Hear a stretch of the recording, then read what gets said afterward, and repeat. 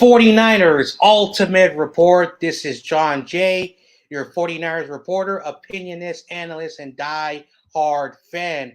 Welcome to a special Friday edition of the Candlestick Point Report. We usually do it on Thursday, but for the last couple of weeks, my co-host, he's been out of town, and he has some announcements that he wants to tell you about when he makes his return, which is right now. Let's bring in Shifty, who is back on the show. What's up, man? Yo, man, good to see you. It feels like it's been a long time. It's been a few weeks, but good to be back. Stoked to do the show. A lot to talk about with the Niners. There's a lot to talk about. But yeah, as you mentioned, I was away. I was traveling back in Europe, in Ireland. Got to spend time with family, friends. It had been a long time since I'd been able to go back. It was almost 4 years. So without seeing a lot of close people to me. So we had a lot of fun and got to take care of a bunch of things. And yeah, just stoked to be back. You know, football season's going well and kind of get back into the routine of like work, doing the shows and putting out videos. So love being back, man. It's great. Yep. And one thing that John Jay has to ask you, because John Jay loves to ask questions and because he likes to learn. I have never been to Ireland. What makes Ireland so cool? What did you do over there? What were some things that, like, pitch me why Ireland is a good place to go check out? Wow, that's a good question, man. For me, number one, there's just so much history there. Like as a country, it's really, really old. Like one of like the pubs, like the bars in my old town, has been there for like 200 years. The people there are just like the nicest, most friendly people.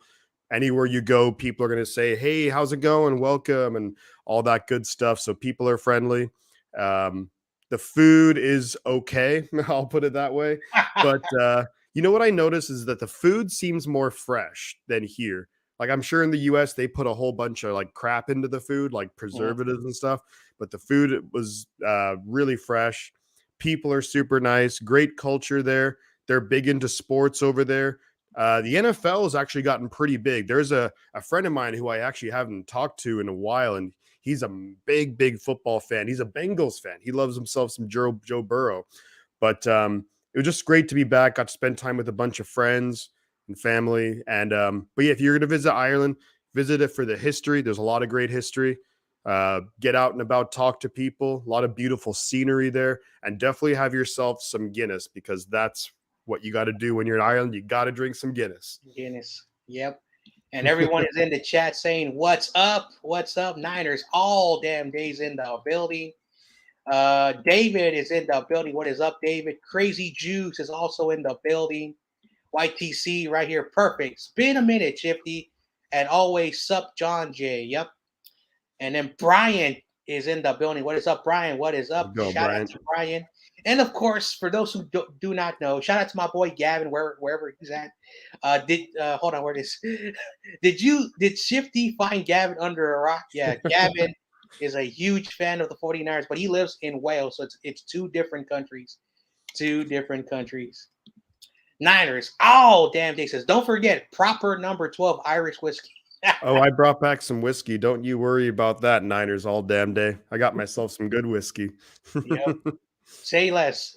Guinness on me. All right. All right. Love it. So before we jump into anything, and if you guys have been under a rock, Shifty, something really happened on your channel, which is basically every YouTuber, doesn't matter what they do, just like us, your channel hit a milestone, 1,000 subscribers. So with the hard work you've done since I have known you, I've watched your channel grow since the first time I met you almost a year ago when you had around 300 something subscribers, and I've watched your channel grow. Watch how your channel has evolved from what it was. So for everyone right here, if you haven't known, Shifty has 1,000 subscribers. So I want to give Shifty a quick moment to thank everyone. Whatever he wants to say, feel free. I want to give Shifty a minute of our time dedicated to a good milestone and many more subscribers to come in the future.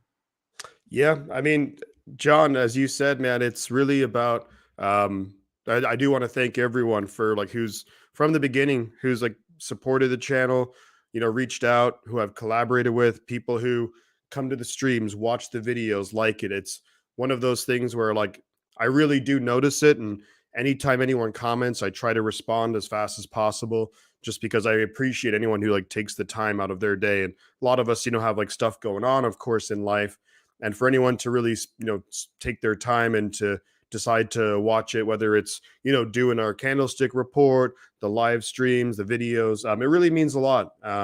And I'd started the channel really about like just over a year ago, and to see it kind of grow has been awesome. To see people like the stuff that I do is even better.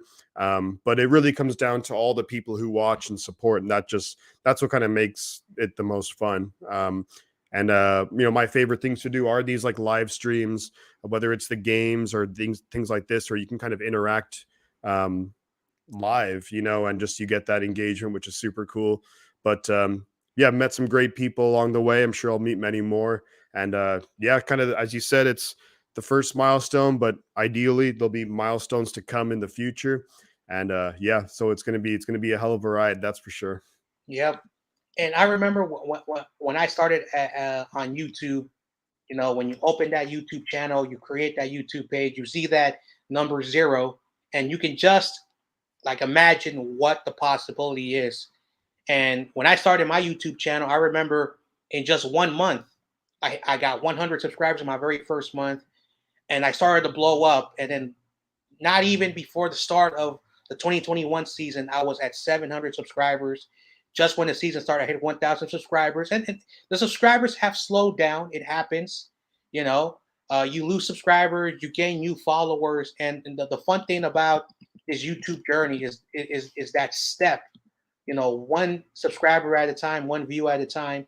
And I also have hit a milestone. uh, I think I'll probably get like 1,600 subscribers by the end of this year. It's been a wonderful, wonderful journey for me. But at the same time, I'm glad you're part of this 1K club, because now, you know, we continue to grow this 49ers community with all NFL teams.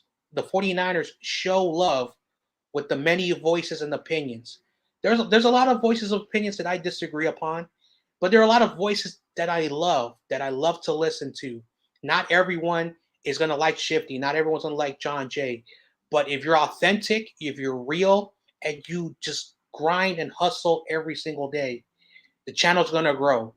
And yeah, another thing, because of the milestone, you got that monetization just like John Jay, and it's an honor for us to make a little bit of money on YouTube.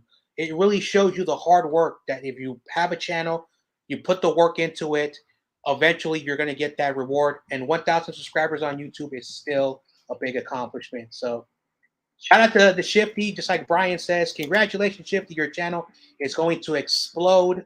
You are going to be huge. Do you agree with Brian? Well, we'll see about that. I mean, I think the important thing, well, number one, I mean, you hit over 1,500 subscribers. That's awesome. But I think you made a really important point, is that you kind of just need to be genuine, be yourself, be authentic. If some people are not going to like it, other people will.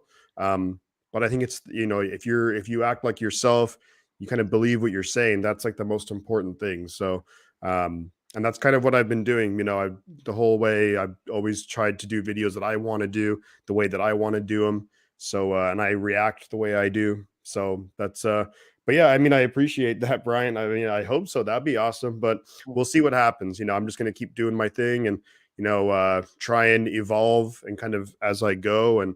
But it's really, there's been so much like help along the way. And like, even like John Jay, even yourself, man, I think you, when we first spoke, I think I maybe had like 100 or 200 subscribers or something like that. So, like a very, well, relatively small channel, all things considered. And, to see it not explode, but see it get bigger. It's thanks to like people like you and just the people who tune in and watch. So I'm really thankful for it. It means a lot. Yeah. YTC says, hit 1K hits different within my first years. And welcome to the club, Shifty and John. Nice. All right. So let's talk some football. Let's talk some 49ers football. because we've been talking a lot about where Shifty's been. We talked about Shifty's channel, but we have to always remember YouTube is a community. It brings people together, and John Jay would have never known, and he lives out here in the city that Shifty lives here. Now, hopefully in the future, I don't know how the fans are going to be. Maybe one day me and Shifty in the future, probably not this year, but in the future, we can figure out what me and Shifty can do if we could ever meet up and do something. But with that said, we take everything one step at a time. But now I know Shifty is in San Francisco, and there's probably going to be more San Franciscans who are going to be popping up. Oh, look at these two guys, representing the San Francisco 49ers, because we have so many 49er family outside the Bay Area and outside the state of California. So it's always great. But let's talk our first topic of the day, and we're talking about Jimmy Garoppolo before we talk about everything. There's a lot to talk about, just like you said, Shifty. Jimmy Garoppolo, his latest injuries, news, and rumors. Before I give you the updates and news and rumors, what are your thoughts on Jimmy Garoppolo, suffering another injury, which could be probably the last time we see him in the Niners uniform, or what the rumors are saying he could be back by the playoffs? What are your thoughts on the Jimmy Garoppolo, injuries, stuff that's going on? I mean, it's definitely a bummer. You always get bummed out when, like, especially a quarterback, but when any player gets hurt. When Trey Lance got hurt, I was really, really bummed out. Took me a couple of weeks for that to sink in, and then now we lose Garoppolo, and it's just such a bummer because Garoppolo, at least statistically, was playing his best football in his entire career.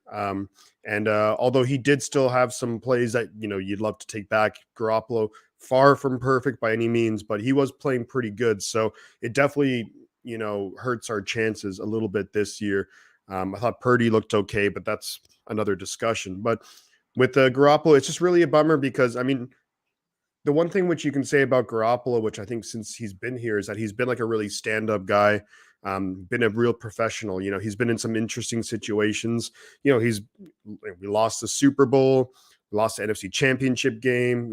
Injuries. We draft a quarterback in the top 3. We know, like, he knows that's his replacement, and he's never really been in the media talking anything bad about the 49ers or anything like that. So I have a lot of respect for Jimmy G, and ultimately, yeah, I don't think he'll be back next year. I would highly doubt it.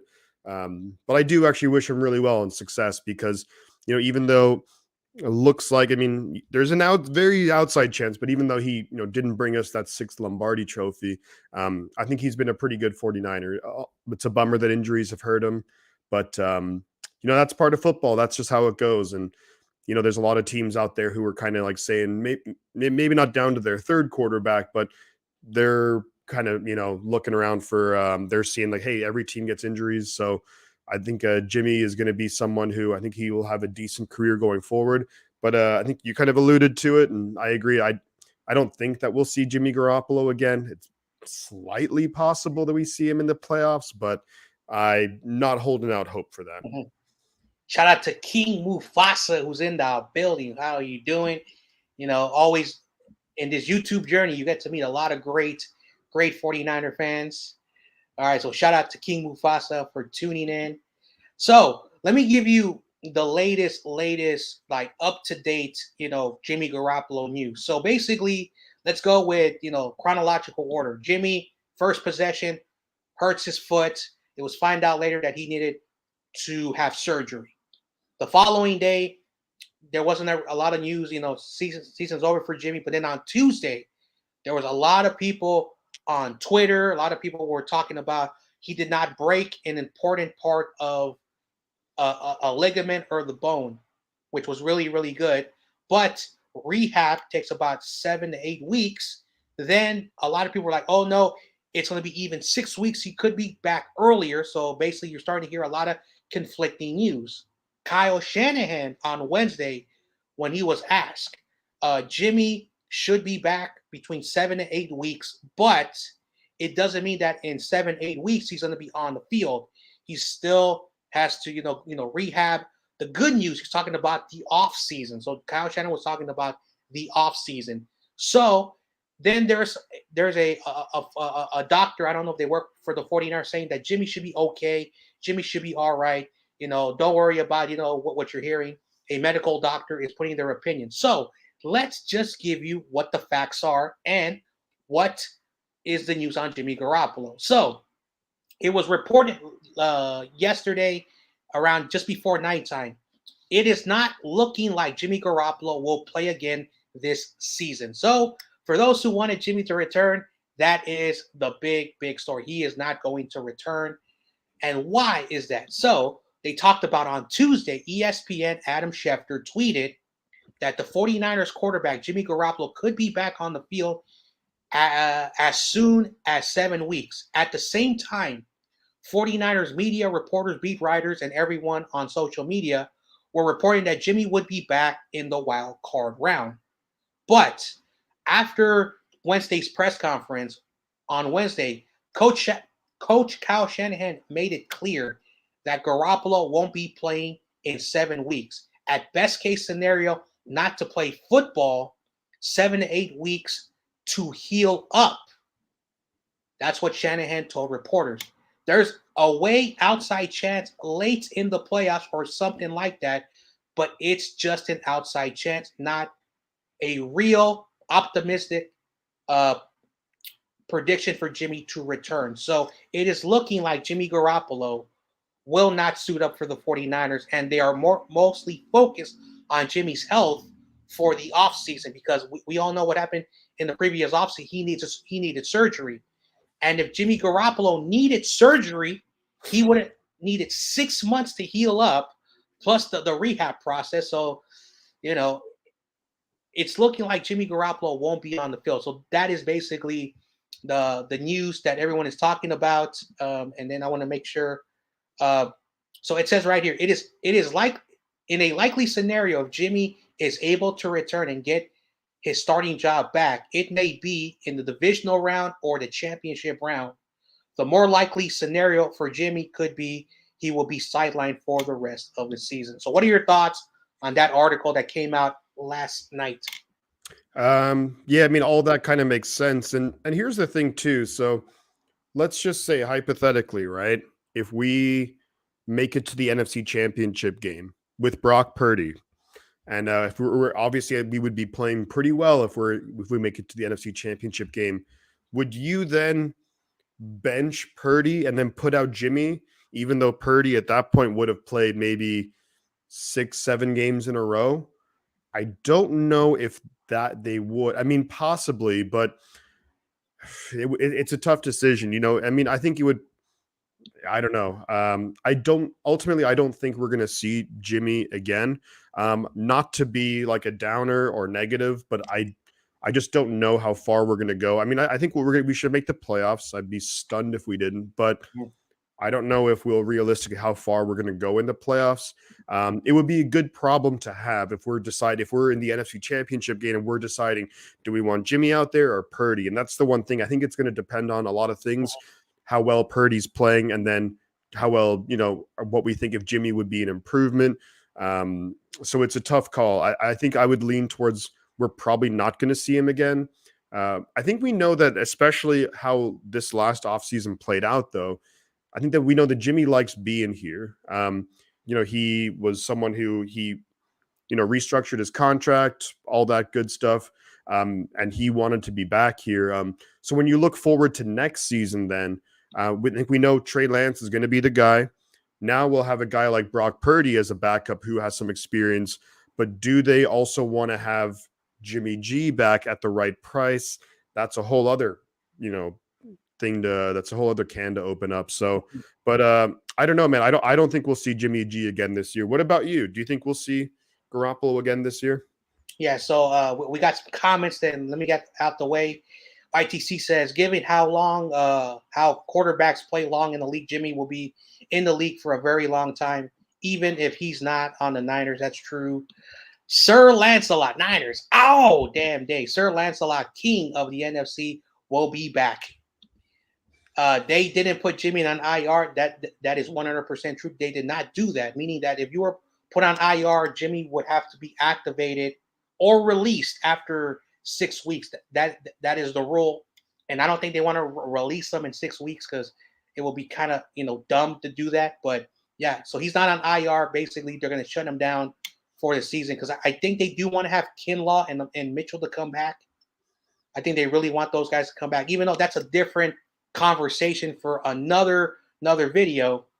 Uh, but yeah, Jimmy's not on IR. If the Niners make the NFC Championship, I could see that him making a return. I have to disagree on that comment.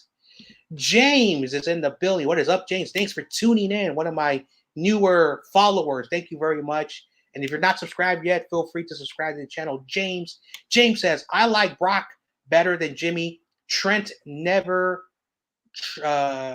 Williams never about Jimmy like that. Come on, John. And what is up, James? Thanks for tuning in. Thanks for the comments. But for those of you new to the channel, I know the traditional, John. This is my actual name, John J. I know it's very generic. I know it's very made up, but because you're new to the show, that is okay. That is okay. But that is 100% true. And also, let me put James' comment back up. Trent Williams, I don't know where he said, I don't know who he said it to, but he was talking to, I don't know if it was one of the Bay Area radios or just talking to somebody on the 49ers media, says that Brock Purdy said a lot of great things about Brock Purdy, Trent Williams. And when it comes to Trent Williams has been in the league for a long time, and he's been around different quarterbacks in his career. So if Trent Williams is saying something, again, I know everyone in the 49ers are going to say nice things about whoever the quarterback is because, that's what good teammates do. But when Trent Williams says in just one game, the stuff that he could be able to do, I'm gonna respect Trent Williams. King Mufasa says they will play two quarterbacks again. LOL. And then James says, sounds like Manning. Manning, come on, guys. Brock is a winner. Oh man. Well, in my opinion, again, when Jimmy got hurt and he got carted off the field, you don't get carted off the field if you got a little bruise. Some people were making oh, he got a little bruise. He wants to make a big, just trying to, blow up the media, trying to spark, something from nothing. And again, he does have some, some injuries. At the end of the day, he doesn't need the surgery, but we all know. And again, that's why I read this article to clarify, because there's some people say Jimmy's going to come back. ESPN is saying this. Some doctors who are on radio programs and television programs say Jimmy's going to be back. Come on, let's be honest. So you're putting a lot of hope on, on some fans who like Jimmy Garoppolo. And there's still people who like Jimmy Garoppolo. And of course, you have his critics.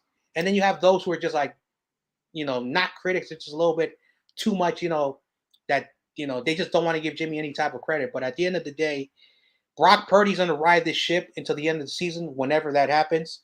Will we go to the Super Bowl? I think 49ers, if we make the Super Bowl with Brock Purdy, we won't care. If we win it, we'll forget. But if we don't make it to the Super Bowl or whatever happens at the end of the year, we got Tampa Bay coming up, we got Seattle on a short week, and we got the Commanders. These three teams, are going to be our toughest test. Tampa, they're 6-6, but it's still Tom Brady. Todd Bowles has a good defense. The Seattle Seahawks are a divisional rival. We always have problems up in Seattle. And then the Commanders, they started off horrible this year and they turned it around. They're over 500. So Brock Purdy is going to test himself in the next 3 weeks. And I think if he passes the test in the next 3 weeks, the Raiders, they're not having the year that most people thought. And of course, we end the year with the Cardinals. So we'll see what happens down the road. But I am not thinking about Super Bowls. I'm thinking about how Brock Purdy plays against Tampa, then on a short week, and then the rest of the schedule. That's how I see it. All right. Let's go back to the comments. All right. King Mufasa says, glad we didn't pick up Baker Mayfield. He didn't look good yesterday, but still won. Yes, I have a lot to say about Baker Mayfield, but I'm going to bite my tongue because I've been getting a lot of criticism, and I want to ask Shifty about Derek Carr because yesterday the Raiders were up 16-3 and they lost, and some people were like Derek Carr is not good. So I want to get your thoughts about Derek Carr. What are your thoughts on Derek Carr? I think he's an okay quarterback. He's not elite by any means. I wouldn't put him near the top 10. Um, just I think he reminds me a little bit of maybe like Matt Stafford when he was in Detroit or something like that, but doesn't have the same cannon for an arm. But when I look at Carr, he just finds ways to lose. And they clearly don't trust the Raiders' offense because they had a chance. It was 4th and 1. They could have gone for the first down. Game over. Then they punted away. We saw what happened, but I do think Carr gets let down sometimes by his defense in some ways because they went 98 yards in like a minute and change. They had no timeouts. The defense had a couple of bad penalties. But overall, I think Carr is an okay quarterback. He's not a franchise guy. If I were the Raiders, I'd think, look, enough is enough. I think you have to look to the future and move on from Derek Carr. But he's not, I don't think Carr's awful. But that throw, he had to throw, I think, was it before halftime? And the awful interception in the red zone. Like, it was very like Jimmy Garoppolo-esque, really. But yeah, so I think Carr is okay, but he's not going to be the guy that's going to take you to Super Bowls and stuff, unless he's in the perfect situation. Like, I think he would actually, if we had Derek Carr in San Francisco, I think that he could take us to a Super Bowl. But we have by far the number one defense. We have a great running game. We have weapons all over the place. But yeah, he's not someone I would build my franchise around. Yeah. And at the end of the day, I know I'm going to get crucified because, I know some fans who are not 49er fans. And we still, because you and I live here, there's still Raider fans out here. And Raider fans have this debate with one another. But even Raider fans who are here would say Carr is not a elite, like the top quarterbacks in the NFL, but he's good. And again, they last year with a special teams coordinator who was promoted from the head coach, they went 10-7, made the playoffs. They got McDaniels, new system. I don't know what's going on, but you are right. If Carr was on the Niners with the defense that we had, it would be a very different story. Carr has always been in a very, very bad situation. But unfortunately, like I said, Carr did play awful yesterday. He had turnovers. The coordinators made a lot of bad, bad situations. But at the end of the day, Raiders still lost, and that's the loss column. I wouldn't mind having him come over here, and I will stand by that. And people can get mad at me, but that's just my thoughts on Carr. All right, let's go back to the comments. All right. All right, Niners all damn day says Baker had a good game, but still didn't want him. Yeah, but still didn't want him. True, the Lambs still did he screwed it. Oh man, Rudy, yeah, look at all the comments. They're having fun in the chat. All right, everyone is having fun in the chat. That Carr interception was ugly. True, Carr is average, but he's not clutch. Oh, I've seen him in a lot of clutch situations, but again, he's one of these guys who hates Derek Carr because he's a New York Giants fan. Yes, I had to throw that out there. That's what you guys get because they like to talk smack. All right, so let's talk about Brock Purdy. Brock Purdy, what he did as a backup, subbing in for Jimmy Garoppolo. These are his numbers. I know you saw the game. So watching Brock Purdy, tell me some good things, some bad things, and your overall thoughts on Brock Purdy. I think when you look at the context of the whole game and the situation, you have to come away impressed with Brock Purdy. We all know Mr. Irrelevant, rookie at that. To come in and play that well against a decent defense like the Dolphins have, I thought it was pretty damn good. We talk about Baker Mayfield, and for me, I thought Baker Mayfield was fairly good last night. It kind of took him a while to get going, but when you think about Baker, he was there for a couple of days, and a lot of their weapons are out, and yada yada yada. So But with Purdy, clearly, yeah, he's not our starting guy. He's a rookie, and he made some really good throws. I mean, I think everyone's kind of analyzed it to death at this point, like every single throw he made against the Dolphins. But there were some really good ones. There were some ones that got away from him. We know, like leading up to halftime, it was 2nd and 10. Brandon Ayuk wide open. Purdy overthrows him by like 5 or 6 yards. Very next play, 3rd and 10, he just has a crazy good play. He gets blitz. There's a guy right in his face. Quick throw to Kittle over the middle. That extends that drive and ultimately leads to a touchdown right before halftime. So it's good and bad. And I think we're going to see that with Brock Purdy. It's going to be a lot of good. There's going to be some good. There's going to be some bad. The big thing is what he has to avoid doing is basically those back-breaking interceptions, like Jimmy would do sometimes. And it's something that I say is like when you look at the playoffs last year against the Cowboys, Jimmy Garoppolo, fourth quarter, bad interception. Against the Packers the week later, right before halftime, we're driving, bad interception. Against the Rams, played bad down the stretch. So I think if he can be okay and avoid turning the ball over, then I think we're looking pretty good. Now, I also see some people will point out like things like, oh, well, he had the interception. And it's like, well, when you look at that, the interception actually was not a terrible play. It was 4th and 1, 4th and 2. And I like the fact that Shanahan actually put some trust into Purdy and was like, let's throw it deep to Ayuk. The ball got intercepted, but I just kind of think of it as, oh, it was like a 30, 40-yard punt and they were kind of pinned back. So better than it being incomplete. Sure, his stat line would look better, but the actual game, the Dolphins would have had better field position. So there's a lot that goes into it.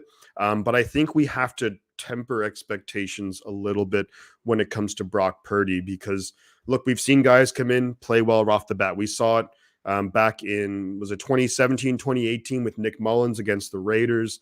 We saw CJ Beathard had a couple of good games, here and there. Even Brian Hoyer had some good games with us back then. But so we have to be I'm cautiously optimistic about Purdy. I'd like to think that, hey, if he has a full weeks of practice with the first team offense and the game plan will be schemed around what he can do, that you think he should be better. But this Tampa Bay defense is good. Like you look at up and down their roster, they're missing some guys, no doubt, but they still have a lot of talented players, and this is a good defense. So I think we have to be realistic in what we can expect from Brock Purdy kind of going forward. Mm-hmm. All right. King Mufasa says we don't need Carr crying on the Niners team. Yeah. That's a good point. All right. James says it's destiny. You can't. Y'all see this Jimmy is going to sit on the bench just like Bledsoe behind Brady and with a Super Bowl with nice. That'll be really, really. Yep. All right. So Brock Purdy, mystery relevant, drafted 7th round, I think 262nd pick in the draft. And for his first debut, playing his first NFL game is a win. And when I mean it's a win, every time a rookie quarterback plays and they do well on their very first start, it's a win because then they have a lot to grow and a lot to learn. You talk about the interception. Of course, he's a rookie. In the first couple of drives, he looked really slow. He didn't really look good. But then slowly, they got on a roll. They made some really good plays. There's a lot of film and a lot of tape where Brock Purdy, when the pocket breaks down, does something that Jimmy doesn't do, roll out. And quarterbacks have to know how to do that in today's NFL. Again, other quarterbacks who were pocket passers, when the pocket broke down, they threw the ball away. They would roll out and throw the ball away or try to run. That's how they used to do it. But now you're able to escape and see the field. And one good play that I really, really like was a short pass. I think a first down pass to Brandon Ayuk where he rolled to his right and then he planted, stayed put, and threw the ball to Ayuk. Probably like a 7-8 yard gain, first down. It wasn't the best throw. It wasn't one of his best throws. His best throw was the one with Kittle where he got hit and he got the ball out in tight window, got the touchdown. But that throw, that little I think like 7, 8 yard dart where he rolled out, plant, stood outside the pocket and threw the ball. It shows you that Brock Purdy has some skills that Jimmy doesn't have. So I was happy with that. Of course, his numbers 25 of 37 is 60. It's still 67% completion, which is what Jimmy did. 210 yards is something that Jimmy Garoppolo does. If he plays like this, just like Jimmy, Jimmy is obsolete. We have Trey Lance. We have two young quarterbacks in that quarterback room.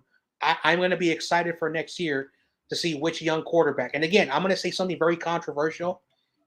If Purdy's the guy and he beats the job out of a third pick in the first round, it is what it is.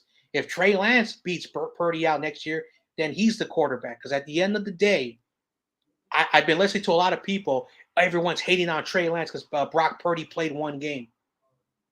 The goal is to win football. It's not about this quarterback, Trey Lance, because I like him for whatever bias is.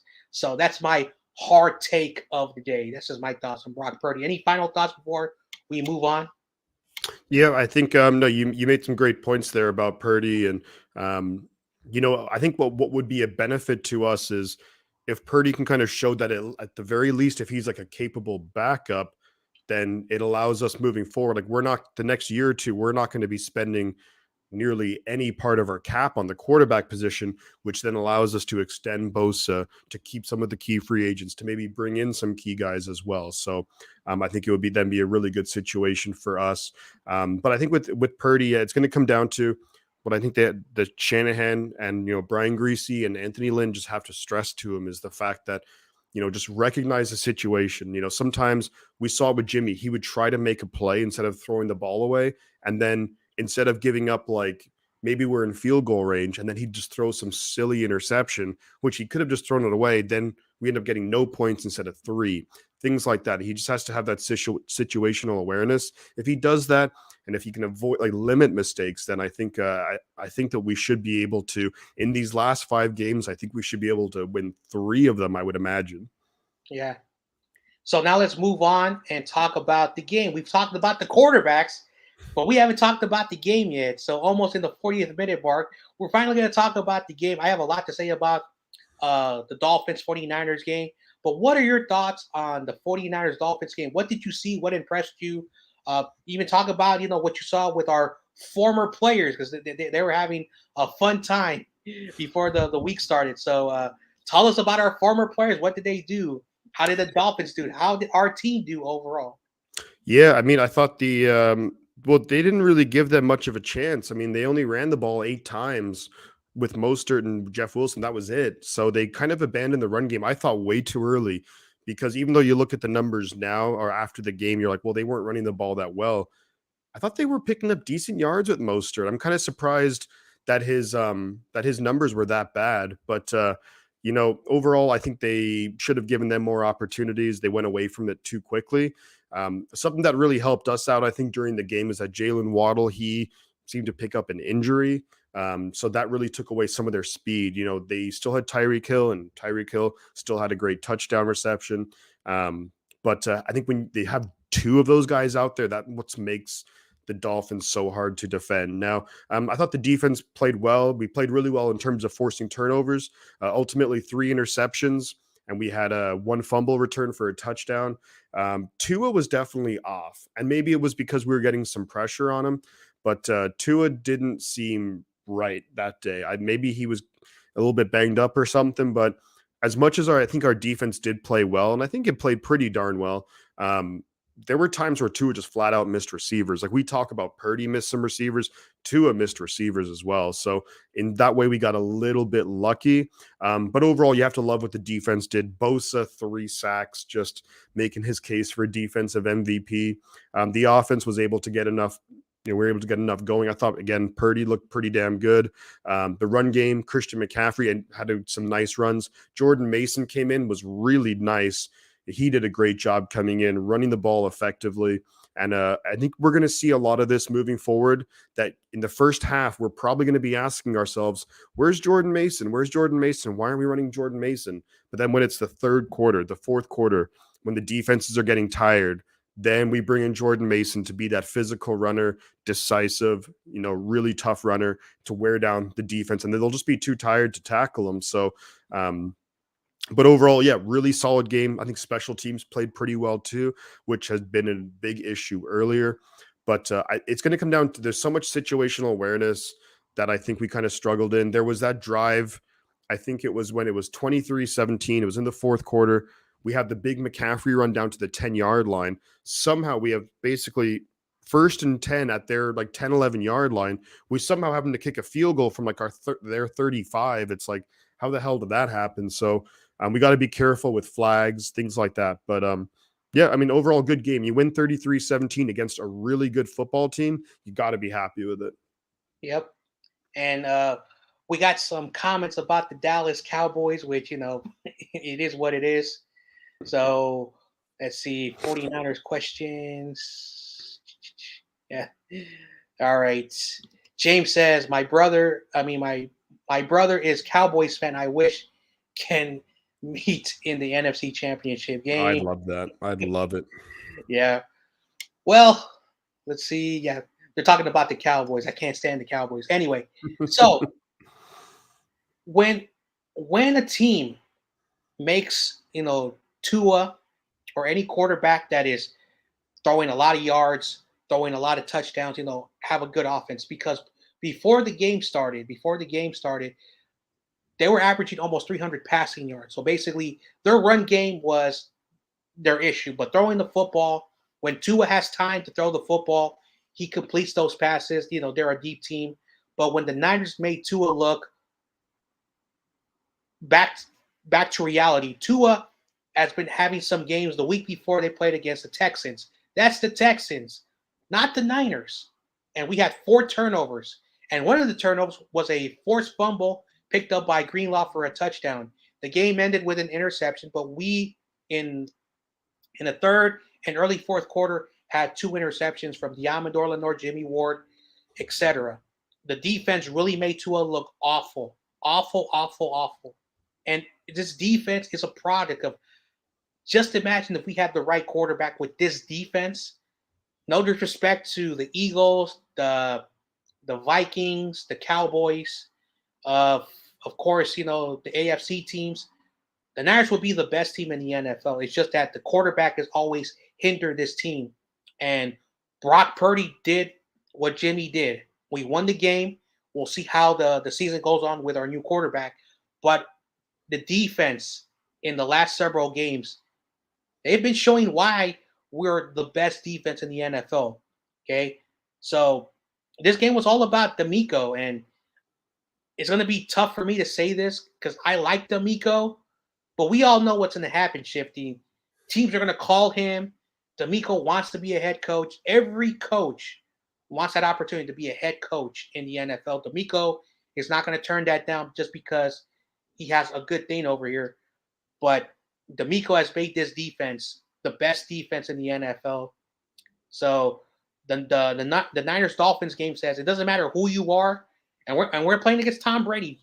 Tom Brady may not be the Tom Brady he once was, but Tom Brady is still dangerous when it comes to the most important moments, those game-winning drives. And we will learn how we match up with Tom Brady. That's just my thoughts about that. Any final thoughts before we move on? No, I think we kind of covered everything with that, with the Dolphins. And I think you make a great point about Brady and D'Amico Ryans as well. It's going to be interesting to see what happens. That's for sure. Mm-hmm. Overall, with Tua, he was off his game. I think the Niners front seven. Yeah, we have a good front seven. And again, we didn't have Kinlaw. We didn't have Kinlaw. We didn't have Emmanuel Mosley. Just we've lost some players this season on the defense, and we are still a really good team. And whoever was on Waddle put him on a milk carton. Yeah, because Waddle was not to be found. Well, I think he was out for a lot of the game. He got that's why dinged up, and he came back, I think, for a couple of plays, but he wasn't really out there that much. Mm-hmm. Yep. Anyway, I just want to remind everybody, thanks everybody for tuning into the show. Hit the like button if you're enjoying the show. Let YouTube know this is a fun show to watch.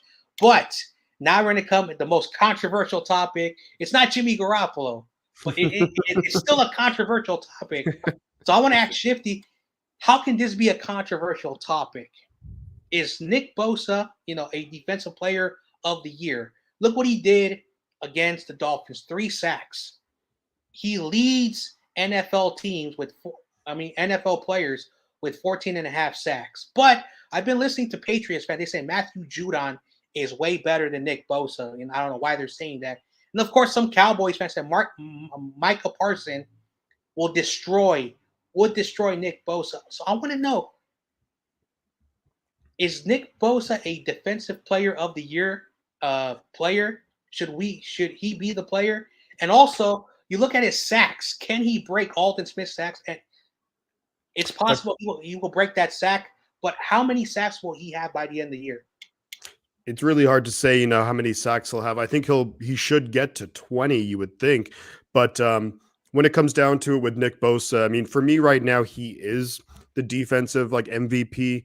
Because when you think about it, like on our defensive line, like we've missing a lot of guys. I mean, we've missed Kinlaw since week 3 or something. We've missed Armstead for most of the year. Ebukam's kind of been in and out a little bit with injuries and stuff, but Bosa's been the one fairly consistent guy. Now, he did miss the game against Atlanta, and that showed. And I think that actually, I think, helps Bosa's case, is because Atlanta offensively are not a great team. And without Bosa in that game, we just didn't look the same. So, but we have the number one defense. He's leading the league in sacks. He's just ruining game plans. Like he ruined what Miami wanted to do. And of course, he helped ice the game with that sack fumble. So I think the argument a lot of times, and look, there's no disrespect to anyone in terms of like, I'm not disrespecting Micah Parsons or Matt Judon, because I think they're really good players and they're playing well. But I just think Bosa is the elite guy. Although we have like a lot of other great players on our defense, like Fred Warner, Hufanga's playing great, Greenlaw's playing really well. Charvarius Ward's, a little bit inconsistent as of late, but still playing well. But I think Bosa's the guy he's the reason why our defense is number one overall. Think about this with like everyone, especially when it comes like the amount of times we see in a game where a running back comes in and helps out to block Bosa. Tight ends are helping out blocking Bosa, all this other stuff. And yet Bosa is still leading the league in sacks. I think he's leading the league in pressures, quarterback hits. It's not just sacks. So he's ruining offensive game plans. So I would say as of now, it's Bosa for sure as the defensive MVP. Now, look, things could change. There's still like 5 more games left in the regular season, so we'll see what happens. But I think if it ended right now, I would say Bosa should get it. But there are some close, players right there too. I mean, I do think Micah Parsons is playing really well. But I see some of the if I had to guess in terms of sacks on the year, assuming Bosa plays all 5 games, I think he'll probably end with about 20, maybe 21. Mhm. It just comes down to looking at the rest of the schedule. And the one thing which is actually kind of good, I guess, is that we don't really play too many mobile quarterbacks. The only mobile quarterback we're going to be playing is going to be the last game of the year against, Kyler Murray. So, there'll be quarterbacks in the pocket. We know Tom Brady, Geno Smith's not really a guy to run around that much. We played the Commanders with Heineke. Then we played Derek Carr. So these are guys who are going to sit in the pocket, guys who take sacks. Mhm. So we'll see what happens. Yeah. Crazy Juice said something which is 100% true and accurate. I think Bosa deserves the defensive player of the year, but I wouldn't be surprised if they don't give it to him. And that's still a possibility. Now, one thing that it is true is that all he needs is 5 sacks and he breaks Alden Smith, because I think Alden Smith had 19 sacks in his first or second season. So he's on pace to break that. The question is going to be is who I think Michael Strahan has the sack record. Can he do that? Now, if he does break it, a lot of people, that 17th game. Yeah, that's 17 games. So they're still going to judge the 16-game schedule, how many sacks he will get. But with that 17 game, anything after that is good for his stats. But overall, Nick Bosa is the best player in the NFL, because last year he had 15 and a half sacks coming off an ACL injury. Won the Rookie of the Year with 9 sacks his rookie season. And we had a good stacked defensive line. So it really shows you that Nick Bosa is a very rare talent that comes out in the draft that is hard to pass on. And again, I'm so glad that Kyler Murray on the combine, when he went to the combine, measured himself. When they found out Kyler Murray was much taller than most people thought, Bosa landed to the 49ers. So thank you, Kyler Murray. Thank you, Kyler Murray. Is the only thing I'm going to be saying thank you to, because your team passed up on a good generational talent for the card. Imagine him on the Cardinals against us. That would not be fun. So Yeah. little fun stuff to talk about. All right, let's talk about the next game, which is in the next couple of days. Usually we do this show on Thursday, but in 48 hours, the 49ers will be playing football against the Tampa Bay Buccaneers. Let's preview this game. What are your thoughts on this game? What are some key storylines, key matchups, all this stuff? Let me know, Shifty, what are your thoughts on the next game, 49ers Buccaneers? Well, it's funny that we just talked about, Nick Bosa and sacks and sack records and all that. So on the year, Brady's only been sacked 18 times. So that's about 1.5 times per game. That's one of the lowest, I think, in the NFL. The other thing, too, it's Brady only 3 interceptions on the year. Now, I think when it comes down to this game is that we just basically have to have them put away. But, we can't give Brady a chance to, we don't want to have it where we're up by 5 or 6 points. There's 3 minutes left and Tampa Bay gets the ball. I think if we can force those turnovers, that would be huge. If we can get after Brady, that would be awesome. They're missing a couple of key guys on their team, especially on their offensive line. Tristan Wirfs is going to be out for this game, that really good right tackle. But I think we got to pressure Brady. And even if we don't have big sack numbers or interception numbers, just force incompletions and give Brock Purdy, give the offense as many opportunities as possible. And then offensively, I think it's going to be we're going to have to try and just do 49er football in terms of we got to be able to run the ball effectively, control the clock, put us into good situations on third down, even second and short, second and 4, second and 3. That allows us to really open up the playbook, let us do a lot of different things, throw some different looks. Now, something that I am looking for, I think that we will see it a little bit. Number one, I think we'll try and get George Kittle involved more this game compared to the Dolphins game. Only targeted twice, if I'm not mistaken, against the Dolphins. I think we'll get him much more involved. He'll be that safety blanket for Brock Purdy. But I actually do expect us to take a couple of shots deep when it comes to Danny Gray or Ray McLeod. I think we're going to take a couple of shots simply because Tampa Bay, they're actually going to be missing their 2 starting safeties, but they do have 2 decent backups. They're veteran guys, but these guys are definitely older, definitely been around longer. So maybe we use the athleticism and even their cornerbacks, Jamel Dean, Carlton Davis, both good cornerbacks, physical, but not the most athletic in terms of when you compare them to other guys. So I think we might challenge them a little bit with Danny Gray or Ray down the field. And that way, even if they're incomplete or whatever, then I think that maybe they'll have to push back a little bit. They can't bring all the guys up like we saw against Miami. They were bringing all these players up right at the line of scrimmage. So if we can help push them back, give our guys a chance, and then you're able to get the ball with a little bit of space into the hands of Debo, Ayuk, Kittle, Christian McCaffrey. But yeah, I think we're just gonna have to play smart football, discipline. A lot of times we've seen recently where it's a quick pass, but then there's like ineligible man downfield or a block in the back. We really can't hurt ourselves because, even though Brady's offense, and they're 27th in scoring this year, which is not good, but the Buccaneers are. But we just can't give Brady a chance at the end of the game. Hopefully we can put the game away. They're playing on a short week. They played Monday Night Football. They have to travel all the way across the country. So hopefully they'll have like a little bit of a hangover from that. Yeah. Don't underestimate Evans, Godwin, Julio. Yeah, Julio Jones is on the Buccaneers and that front 7. So yeah, 100%. This game, we're gonna find out how good the Buccaneers are against the defense that we have, and they're missing a lot of players. So one thing about my preview is I want to see the 49ers offense against Todd Bowles' defense. You've mentioned that they're missing a lot of players. Todd Bowles always finds a way to manage games with the players that he has for the season. But this is going to be a very tough task against a inexperienced quarterback, against an offensive line that has some issues this season, uh, and we're going to see an offensive line against this front seven that the Buccaneers have. They have some older players, some veterans who may not be their starters because uh, the as you mentioned, they're hurt. So this is going to be the biggest factor, the biggest matchup for the Buccaneers and the 49ers game. We know Tom Brady. You can say whatever you want about Tom Brady. He's not playing how he used to play anymore. He doesn't have his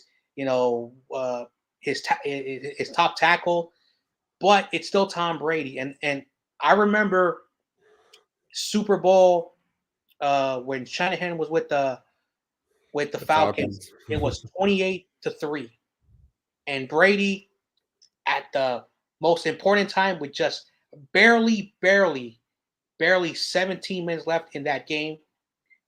They just scored touchdown after touchdown after touchdown. It was the first Super Bowl that went to overtime because they came back and tied the game. So until Tom Brady, once I see him on the field and Bosa is just like ragdolling him, throwing him around, and he's making bad passes, and the defense is just making this game one sided, then I will say that Brady is no longer good anymore. But until then, it's still Tom Brady. That's just my thoughts on my preview. My big factor is going to come down to how we play on offense versus their defense. That's just my thoughts about that. We got some comments. James says Brady is scared for his life against Bucks. Hey, that's true. That is 100% true. And speaking of Tom Brady, because a lot of people have been, saying, can Tom Brady come to the 49ers? Well, yesterday on a press conference, and apparently I'm so glad someone posted it on social media, but he says, I love the Bay Area. I'm a Bay Area kid. You and I know how far San Mateo is. It's not that far from the city. I can drive it probably less than 15 minutes. It's not that far. Even I could take public transportation and get there like in like less than 40 minutes. I've done it before. And Tom Brady, his family's there, his mom and dad, all his friends, his relatives are going to be at Levi Stadium. But Tom Brady says, I'm still angry at the organization, and that's why it's personal.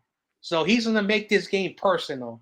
For those who said Tom Brady wants to be a Niner, well, if he has a personal vendetta against us, why would he want to play for a team that didn't draft him? So I'm just saying, Tom Brady says this, and his father, who had some, words, some kind words, but Tom Brady's father, has some negative words about the 49ers.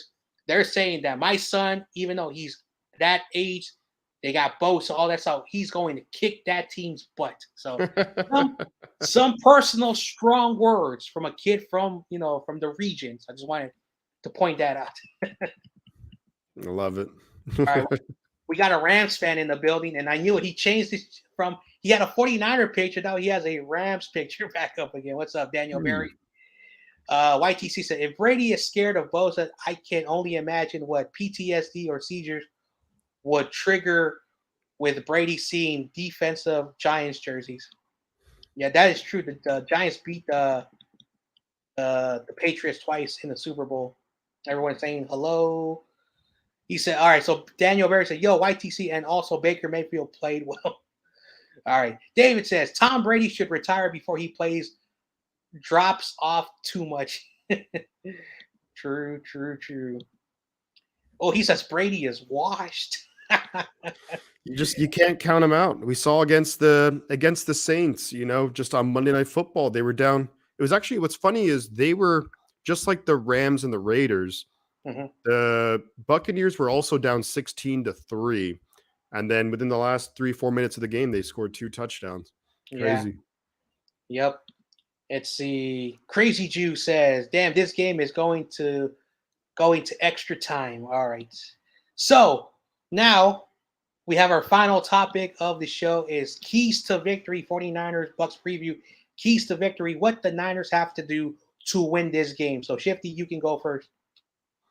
Yeah, I think we kind of been talking about it throughout the episode, but I think if Purdy can limit mistakes, make the plays that are there, whether that's quick passes, I think we'll take a couple of shots deep. That's what we got to do. We have to win the turnover battle. Now, overall, when you actually look at the Niners, in our 5-game win streak, we're +7 in the turnover battle. On this season, Tampa Bay, they're just flat even. So they don't really turn the ball over much, but they also don't take it away much. But I think if we can force a couple of key turnovers, that would really, really be huge. We really just have to control the clock. We talk about Brady. Look, I know he's older and maybe he's not playing at the level he used to, but you still want to keep the ball out of his hands. So if we can control the clock, play smart football, take the points when we need them. We talked about it with Brock Purdy, the situational football. Look, of course, you always want touchdowns over field goals, but if it happens where you're in field goal range, if it's 3rd and 10, I don't think you have to force the ball, take the points, and then let our defense, our number one defense, do our thing. And here's the good thing when it comes to being able to potentially control the clock. Niners have the number 1 ranked run defense. Tampa Bay have the 32 ranked run offense. So I think that we should be able to shut down their run game. Leonard Fournette's on the injury report. If we force him to be one-dimensional, then we can have guys like Bosa and Ebukam and Omenahu and Armstead, all these guys tee off on Brady, and then I think we can come away with the win. Force 1 or 2 turnovers, don't make silly mistakes, play fundamental football, play Niner football. We should come away with a win, although I do think it's going to be a close game, that's for sure. Yeah. All right. We got some comments. Brian says you can't count out Brady, especially with weapons and a good defense. I agree. Yep. And again, I have said this: if Brock Purdy passes this game with flying colors, and again, I'm not saying he has to throw 400 yards, 4 touchdowns, no interceptions, not get sacked. When I mean pass with flying colors, let the playmakers do what they need to do. But when it comes to Tom Brady, and you talked about it, like last night's game and the Buccaneers and Saints game, they were trailing by 2 scores, and then they won by 1 point. It really shows you that in the NFL, games are not over until the final second of the game and the final whistle is blown. And that's the reason why I have said this. You need a defense. If you don't have a defense, again, I always use this great example. The previous few years, Kirk Cousins has had Dalvin Cook, a good offensive line. He had Diggs, Thielen. Now he has Justin Jefferson. Those are really good players, but they were 8-8, 9-7, 10-6, because their defense was not really good. When they had a par quarterback in Case Keenum, their defense was good. They made it to the NFC Championship game, and they lost to a team that did not have their starting quarterback, the Eagles. So when many people, give me this argument that Derek Carr is not good, Matthew Stafford's not good, Kirk Cousins is not good, Mac Jones is not good. Mac Jones, I'm not a big fan of Mac Jones, so I can be honest, I'm not a fan of Mac Jones, but they have good defenses on their team. That's why their teams are still very relevant. But teams that don't have defenses, and you can look at the Seattle Seahawks, like Geno Smith is having good numbers, but their defense not really good. And they have a lot of explosive, dangerous players. So having a defense is more important than having that flashy quarterback. And some people will disagree with me. All right, Brian says we have to hit Brady without getting penalties to disrupt him. Shifty facts clock management. He also said, can't let Brady have the ball at the end of yes. Like, let's go back the scariest thing. Let's go back a few weeks ago where the Rams, many people thought the Rams were going to win, and then Tom Brady goes down with 12 seconds, game-winning drive, and then he did it again. So he may be old, he plays bad at the worst moment, but when it comes to that final moment, for whatever the reason, he is really, really, really good. James says Bosa 3 sacks this game. I hope so. All right, Brock Purdy just game managed. Game managed, and he should be fine. And defense wins championship games. We got a Tom Brady. I am washed. The Tom Brady. Wow. The Tom Brady. Welcome, Tom Brady. I don't know why you give us your presence. All right. So Well, what a great return show. What a great return show, as always. Talking 49ers football on an unscheduled day, Friday. But that means that the weekend is here. Hopefully you have a good weekend, Shifty.